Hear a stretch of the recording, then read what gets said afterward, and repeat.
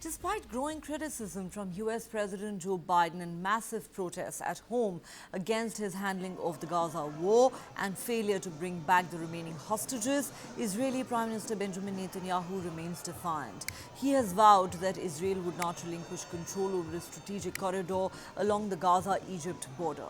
In a combative press conference, Netanyahu presented control of the Philadelphi corridor as a primary war aim, entrenching a position that has emerged as a key obstacle to a ceasefire deal.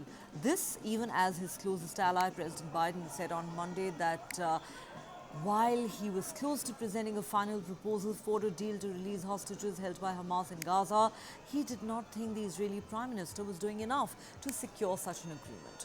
Biden was speaking to reporters at the White House after Israeli forces over the weekend recovered the bodies of 6 hostages, including a 23-year-old American Israeli, from a tunnel in Gaza. That has sparked criticism of the Biden administration's Gaza ceasefire strategy and ratcheted up pressure on Netanyahu from Israelis to bring the remaining hostages home. Since Sunday, swelling protests and labor union strikes have gripped Israel following the discovery of the 6 hostages' bodies. And analysts say the weeks ahead are unpredictable for the Jewish state.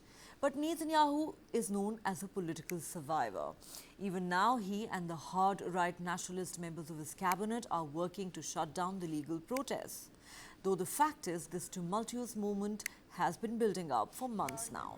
Israelis today are galvanized by growing frustration, waiting for Netanyahu to cut a deal with Hamas to bring home from Gaza the 101 remaining hostages, including 35 who are believed to be dead, according to data from the Israeli Prime Minister's office.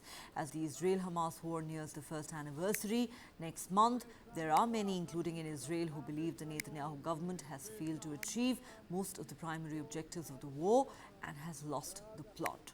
The angry protests across Israel and the clashes between protesters and authorities in Tel Aviv are a manifestation of that. Even Defense Minister Yoav Gallant's public condemnation of Netanyahu's negotiating tactics, calling him a disgrace, is a clear reflection of deep rifts within the government. The challenges Netanyahu faces are multiple. His unprecedented coalition cabinet has extreme right nationalists, Security Minister Itamar Ben-Gvir and Finance Minister Bezalel Smotrich. This is a pair who routinely threaten to collapse his coalition if he is seen as softening on Hamas.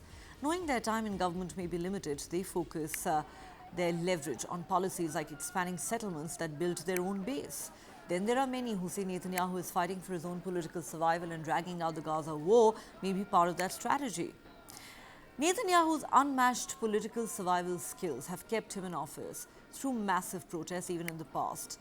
Few will be willing to bet that he's about to throw in the towel now. The question is, how long can Netanyahu hold on for?